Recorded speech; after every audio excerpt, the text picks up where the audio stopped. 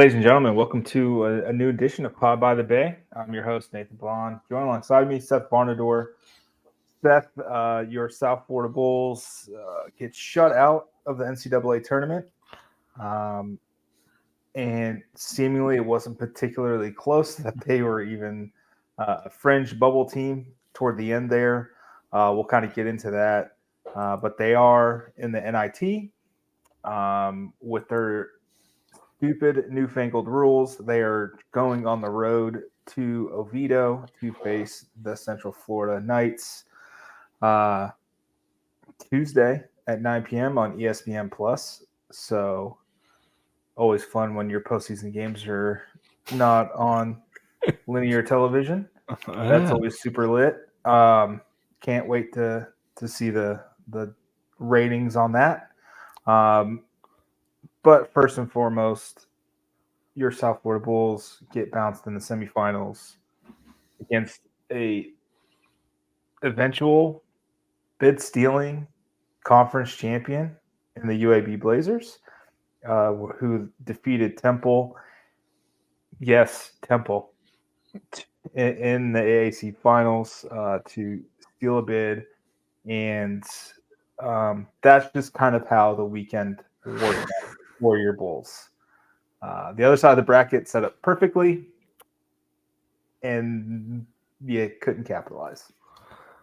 So we haven't gotten your thoughts. Steve and I spoke right after the UAB game, or not right after, but that night. What were your thoughts on the game overall? We kind of we didn't blame the officiating, but we thought it wasn't great. Kind of both sides of it were pretty bad. One thing that we discussed is anytime you're giving out 4 technicals in a game and there's not like a big fight, it seems like you probably didn't have a great handle on the game. So what were your thoughts on the game overall? I know there's to me that 2-point possession where you're down 2 and then you get a 7 free throw, basically 7 free throws before you get the ball back is tough. But what were your thoughts?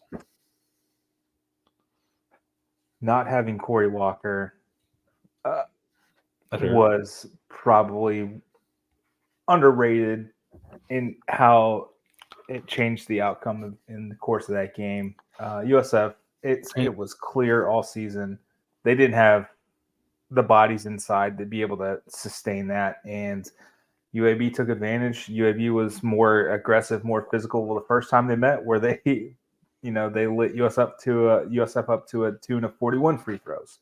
So, when you shoot combined 71, I believe it got it. They shot 30 on Saturday. They shot 30. When you shoot a combined 71, and you're not even close to, half that, or a little bit close, maybe 50 combined for USF in both games. I mean, that's going to be the difference. And it's 20. I think it was 22 and 19. Yeah. So in the 2 games. So yeah, obviously Walker, and then that changes the rotation because he had been starting, and then in the case of Pryor starting, and then the Hines injury. I think it seems like he ran into a little bit of bad luck as well in terms of the injury bug. Yeah. Also, you had some guys that were shooting like 25% from 3, shoot like 40% in the game for UAB. But you also left like their best 3-point shooter open a couple of times, and he hurt you. So it wasn't all bad luck. But it's I think the most frustrating thing is, and what the guys I said after is like UAB's a team that if you're a UAB fan, you're probably like, yeah, this is a tough, gritty, hard-nosed team. I love it. And if you're not, you're like, this team is so hateable. So right, it's kind of one of those things. But if they keep shooting, we talked about in tournament settings, if somebody get hot shooting, which is why we wanted ECU to win because they were a terrible shooting team. Well, UAB wasn't great, but they kind of got hot shooting for their kind of what they had, their season averages. If they can kind of carry that over to the NCAA tournament, they'll give some people some problems, I think, just because how they've got some bigger bodies, they're really physical. If they shoot well, then they could be pretty tough. Yeah, and I think what we saw from the selection committee was there was a general sense of respect for the American, with FAU getting bounced by Temple and still getting a 8 seed. Yeah, I took it that they had these things set before. They had a lot of the things set before the conference tournaments. And is how I kind of took a lot of the seeding in this. yeah, it seemed like they were just waiting to see USF would have been the 12. Right. And then, all right, we'll just flip them out and put UAB in. Yeah, essentially, that's kind of how it works. You know, and we'll talk about, you know, the grievances, the gripes that USF may, or in, maybe in this case, may not have about making the tournament. It sucks. It's a weird way to end the season, and it kind of dampens the mood a little bit. I want to address this first and foremost.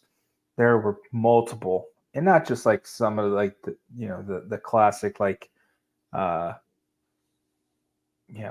people behind burner accounts saying, "Oh, USF don't accept the bid." They're the rage accounts, right. Don't accept the bid. Don't accept the NIT bid. We got snubbed. We got snubbed. No, you didn't. You didn't get snubbed. You didn't get snubbed. All right. Here's how I know you didn't get snubbed.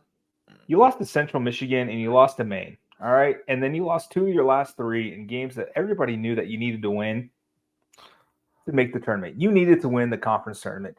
Point blank period. There was no ifs, ands, buts, or maybes. And if you go around the country over the last 24, 48 hours and look at every single story about, okay, what teams really got snubbed from the NCAA tournament, USF is never mentioned. You want to know why? Because they weren't really that close. They needed to win the freaking conference tournament. Why so much stock is put into the conference tournament? We all know why. Money, big bucks. It's how they generate revenue, right?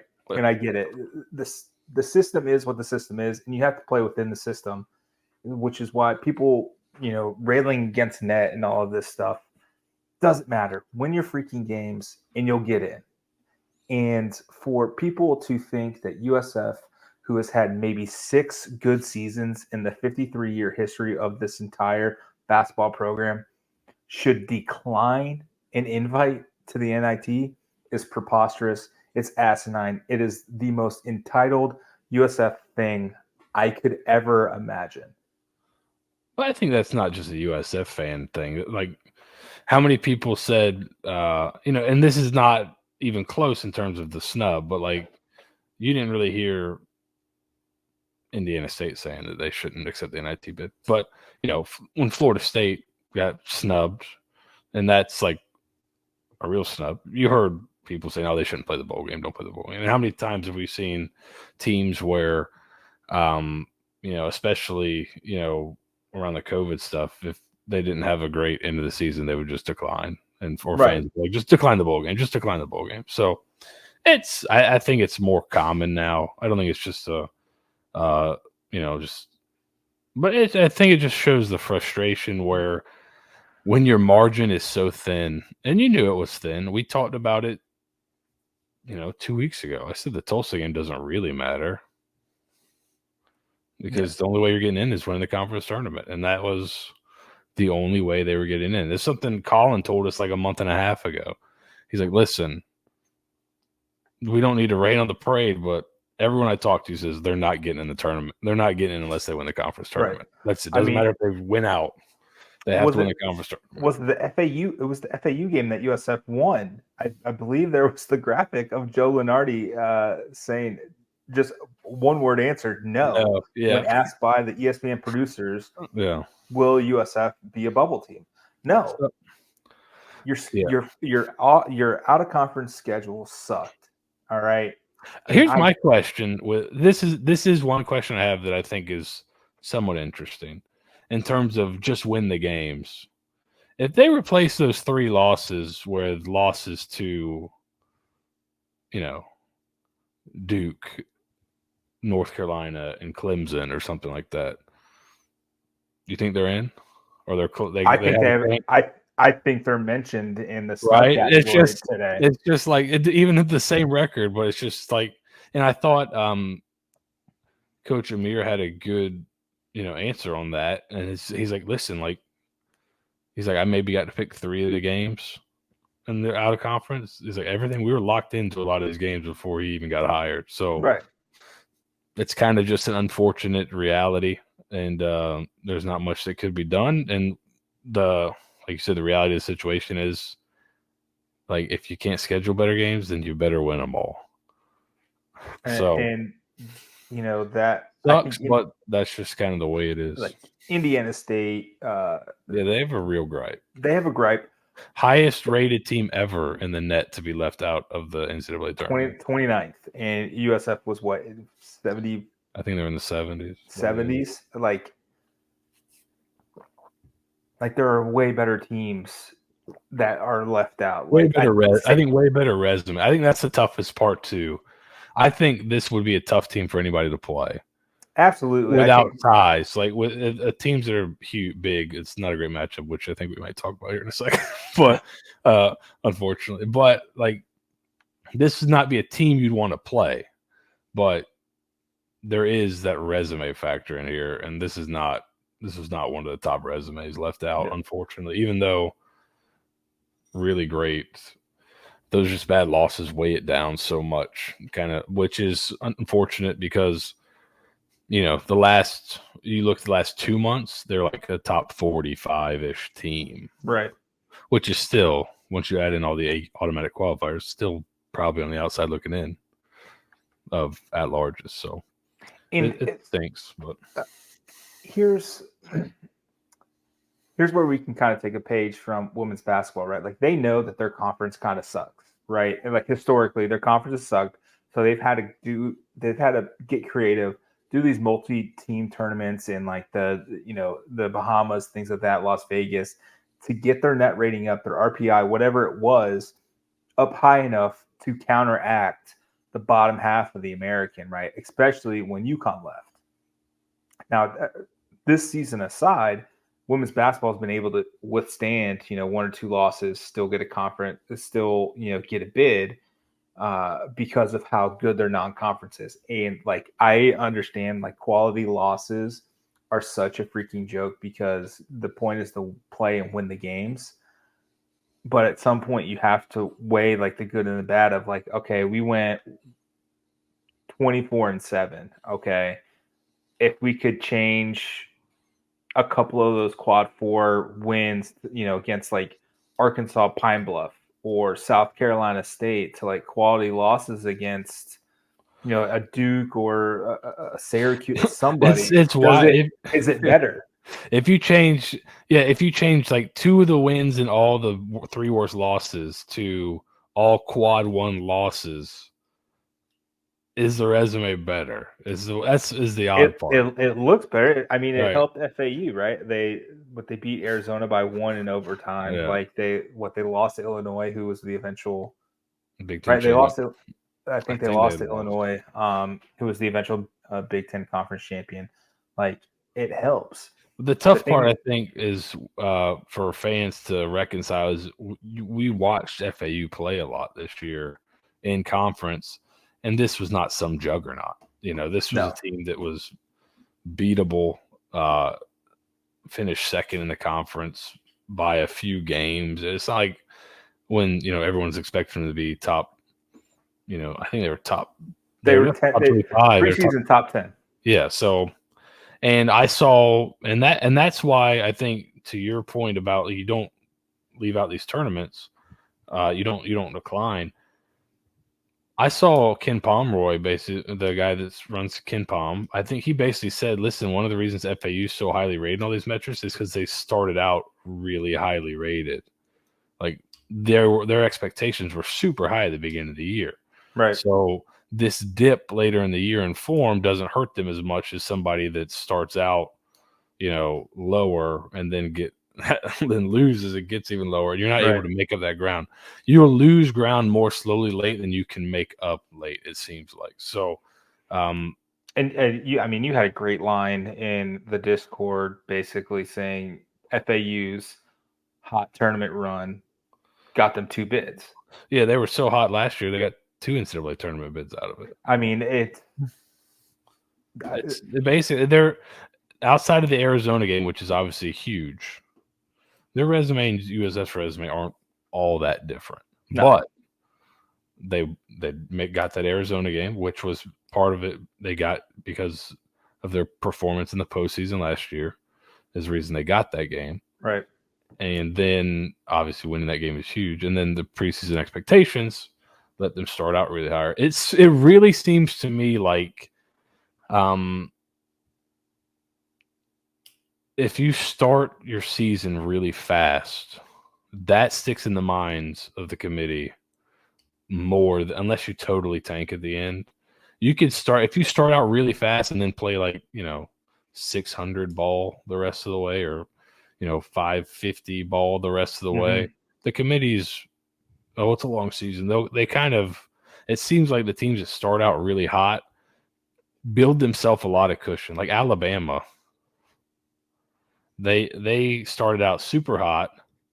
They ended the season with arguably a worse resume than Auburn and Florida, who beat them twice. And then Auburn gets a lower seed, Florida gets a lower seed in the tournament because they had a bunch of marquee games early, won a couple, and doesn't matter that they've kind of faltered a little bit down the stretch. So out of conference seems to be more and more important every year, and especially, like you said, important when your conference isn't thought of super well. Right. And even, you beat Central Michigan or whatever, you do that. It doesn't help when you're like your marquee out of conference game is Florida State, and they are just awful this year. Yeah. So, that's just super unfortunate. I think Florida State's 83rd in KenPom. I think USF finished 89th. So you don't even really get that big of a bump from when they played. Like when USF and Florida State played, there were 100 spots between them. Yeah. 183 and 83.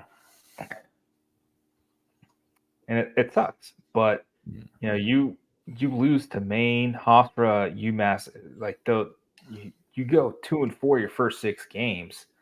Like, bro, it's so hard. Like you start the preseason ranked 127th, and after those 4 losses, you've already plummeted to 183. And there's just so much. This is KenPom, obviously. Yeah. There's just so much ground to make up, and it's tough. It's tough to do that. And for reference, 183 is like Tulsa ECU neighborhood. Is about what Tulsa's, I think, is 183 and ECU is 190. So you're kind of right. That's where you were, and you were able to get up to 83 with this run. It's just, you can't classify it as a snub, but I do think it sucks. And then the compounding effect of the new structure of the NIT, I think, is what kind of that one broke my brain, I'll be honest. Is what really pissed people off, because this is just really dumb. So you go from that to not even getting the host. So that's kind of you're not even in, the first 8 out or whatever, because right now you get eight. That's what is there, 8 home teams, or is there more than that? So it's tough. Well, it's more than that. It's 8 a thing, or 4 a thing. So 16 home 16. Team. So you're not even the first 16 out is what it feels like, right? And with the opt-outs, that you're probably not even the first 23. Yeah, is what it feels like, even though it really is. You're not in one of the first 4 non-power conferences. So right. No, that's the that's the negative part. And I when you're my general thesis is win your freaking games, and this doesn't matter. However, the fact that USF is even in this position to have this sort of conversation in men's basketball is light years ahead of where I thought they were going to be game 1 back in November. You tell me November 9th, 2023, USF is going to be the regular season conference champion and have a semi case to make the NCAA tournament. I'm in. Sign me up. Where do I go? USF, you tell me November 9th, USF's going to make the NIT. Sign me up. Where do I go? Yeah, I mean, the past couple of years, you got people begging to make the CBI. So like, and I think that's just kind of garnering my frustration. Like, we kind of talked about, the teams opting out, everything like that. It's this idea that we're too good for the NIT. We're not. I promise you we're not. NIT, I mean, what that rule has done is, as dumb as it is, like the NIT field is pretty loaded with big name. Like, you want to make a name for yourself, win this game, then go on the road and beat Villanova, who, while not having their greatest year ever, is still a big name. You go on the road and beat Villanova, people are going to be, oh, and then you return pretty much the most of the team next year. That's where you become, like, to me, this NIT is a great chance for them to jump off into next season. You return a lot of these guys, keep these guys' names in the national consciousness. And if you can make a run and beat a couple brand names on the way, all of a sudden next year, like, you're the hipster top 25, you're the hipster pick for 25th from somebody's ballot, right? And you get enough of those, and now you start the season where you do have a little bit of room, and maybe you get invited to one of these tournaments with some bigger teams there, and you get a chance to play, and you can play them close instead of having to play, Hofstra, on the road. You get to play somebody else good at a neutral. Like, that stuff's important. And so the chance to put this team out more, if you can get past this kind of first round game, I'd imagine if you're playing at Villanova, that'll be on national TV, I would imagine. Mm-hmm. So, those kind of games, I mean, even if VCU wins, that's still a pretty good name. Yeah. Right. So you've got a chance to go outside your conference and get kind of the games you would love to have to start your season. To me, I'm treating this as the start of next year. Here's your out of conference games against pretty decent opponents. It's not going to count towards next year's net or anything, but this is kind of what the opportunities you want. So absolutely. The two teams that were in the NIT championship game last season, UAB, UNT, North Texas, back in the NIT this year, who won it. UAB conference tournament champions, NCAA tournament. Like, that's more of a realistic springboard than what we were hawked about the CBI. I wasn't here for the CBI. CBI has never been anything to me. It was Loyola Chicago won the CBI, and then the next year made their run, or 2 years later made their run, something like that. But it was fun to win a championship in 2018, 2019. But the NIT is a little bit more important. Not many teams. You don't get in college basketball. What is it, only 3 teams get to end their season with a win? I think so. No, I think there's one more. I think there's 4 tournaments. Oh my Lord! All right, well, I can't believe that. But we'll end with this. We'll end this episode with this. I believe that there are 8 conference regular season champions sitting at home that did not get an invite to any tournament or did not want to go to, like, the lower level tournaments. So be thankful for that. We're playing meaningful. This is meaningful basketball in the middle of March. This is going to be fun. Yes. Let's enjoy it. It sucks it's against that team in Oviedo, but go bash their brains in with a better team than you did last year when you beat them twice. Yeah, and we're going to shortly on the Ponderosa on the Patreon, we're going to preview their matchup against that team in Oviedo, and I have some concerns.